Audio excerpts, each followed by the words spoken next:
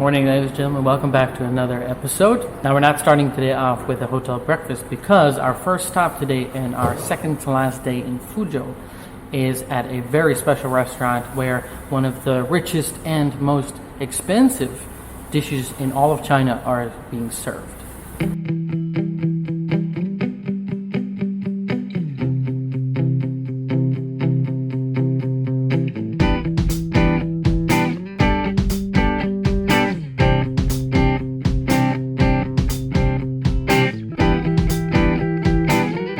Now, this dish is a variety of soup found in the Fujian province and one of the 8 iconic dishes in China's culinary history. An absolute must-try when you're in Fuzhou, and it's also one of the most expensive dishes in all of China. Since its creation during the Qing dynasty, this dish has been regarded as a Chinese delicacy, known for its rich taste and special cooking manner. It's called tiào qiáng, or directly translated into Buddha jumps over the wall, or Buddha's temptation. The dish's name is an allusion to its ability to entice the vegetarian Buddhist monks from their temples to partake in the meat-based dish, and implies that even the strictly vegetarian Gautama Buddha would try to jump over the wall to partake in it. Now, there are many different variations of the story of the origins of this dish. A common one is about a scholar who was traveling by foot during the Qing dynasty. While he traveled with his friends, the scholar preserved all his food for the journey in a clay jar originally used for holding wine. Whenever he had a meal, he warmed up the jar with the ingredients over an open fire.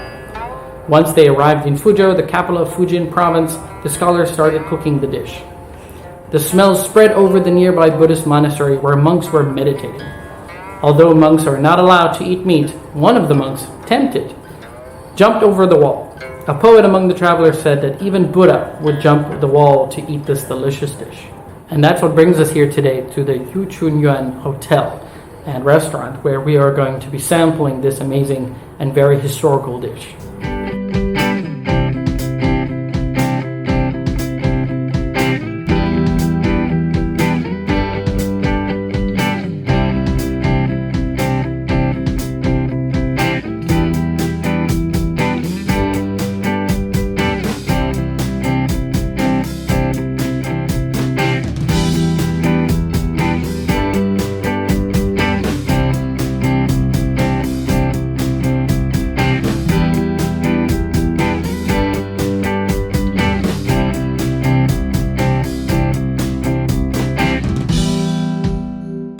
So I don't know if you can see behind me, but we're all getting ready for the big shoot for today's video. We got all our ingredients here ready for the shoot. Exciting stuff. We're doing an interview right now with the head chef of the restaurant. So we're getting ready to continue the shoot, and now the chef is going to show us how exactly he prepares every step of this dish, and how you can see all the little details and why this dish is so great and why it's so expensive. It's the sheer passion that goes into cooking and preparing every part of this dish.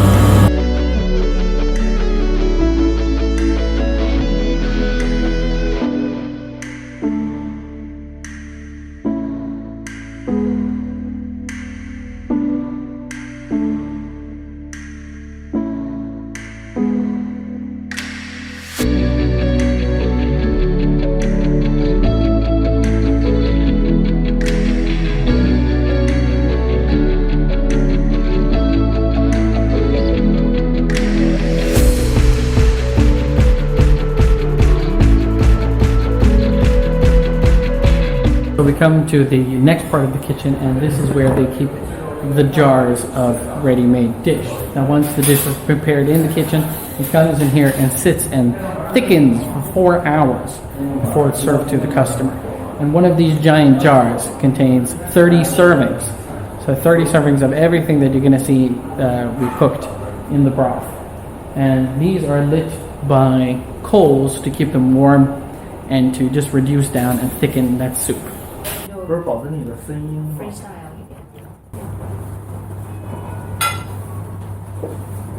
Oh wow, here we go. 谢谢。This is the snack together with the soup. Excellent. That's some sort of type of bread. I think it's wheat bread. Wheat bread. 谢谢。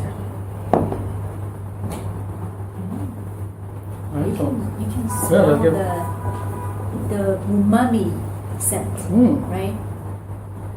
That is wonderful. All right, now I'm really excited.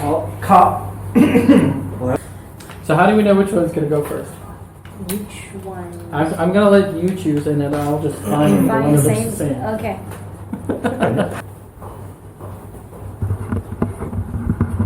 Ta-da!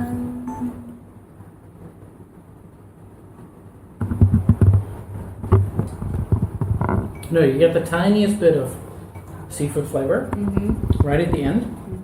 But really, it does fall apart, but there is a bit of a chew right at the end. The flavor is great. Yeah, it's the smell of seafood, scent of seafood. Yeah, it does. And it's really chewy. I really enjoy that. That was great. So it's your first time to try this? Absolutely everything. I think most of the things in here is my first time. I grew up very far away from the ocean. Me too. I am so sorry, we're not going to give you the entire experience right here. If you want to see the entire video of how the food tastes and our critique of it, you have to go watch the real video, and the description, you will find the link below.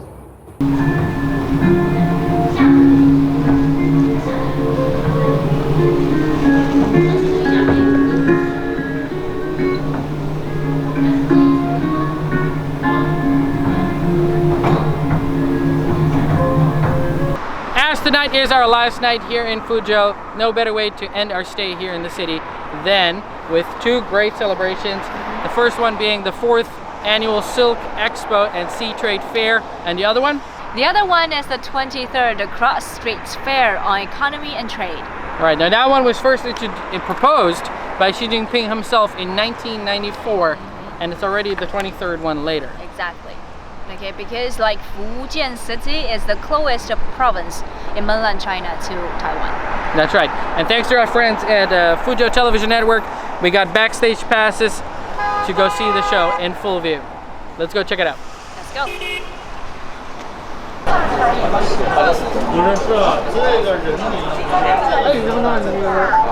拍照了吗？拍照。哎，这下去绝对就真正的美了，知道吗？平山之巅，在明朝它是作为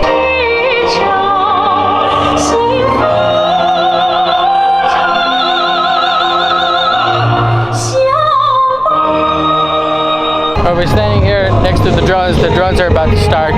Let's go check the takeoff. So this is what one of the little drones look like. I doubt anyone, not a lot of people at least, have seen these up close. And there's literally thousands of them here. Alright, it started raining again. These guys need to start putting drones, buckets on the drones. We need to put buckets in all the drones.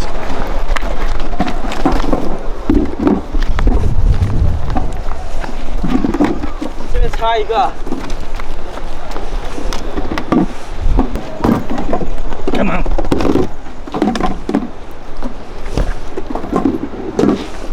Because you did not want these to get wet.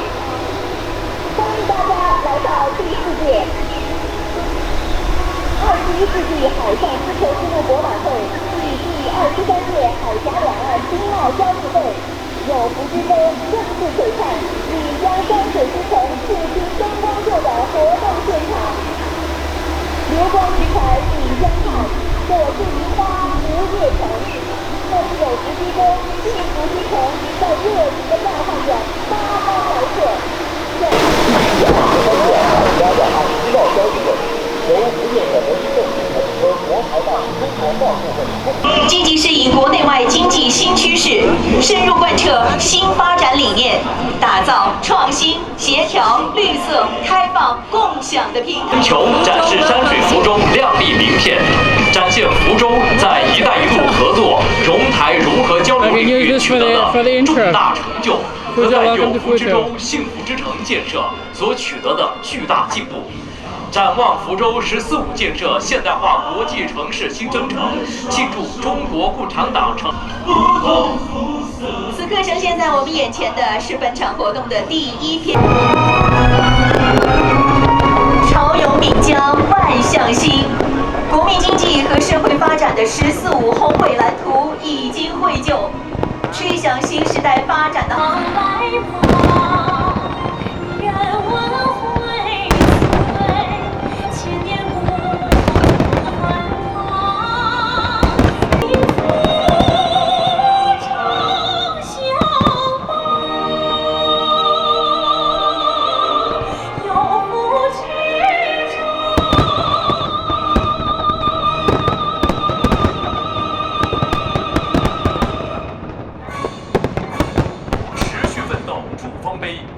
启航谱新篇，立足新发展阶段，贯彻新发展理念，融入新发展格局。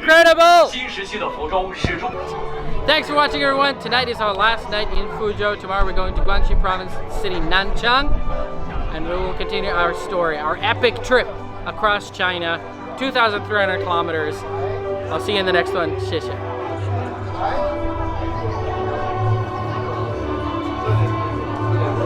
On the next, explore China by road. Actually, the start of our actual road trip, the road part of our trip. The hell is this? Why would anyone want to live in a bloody city? Go on. See how far you can get. I'm gonna go sample some local cuisine. Take a bite.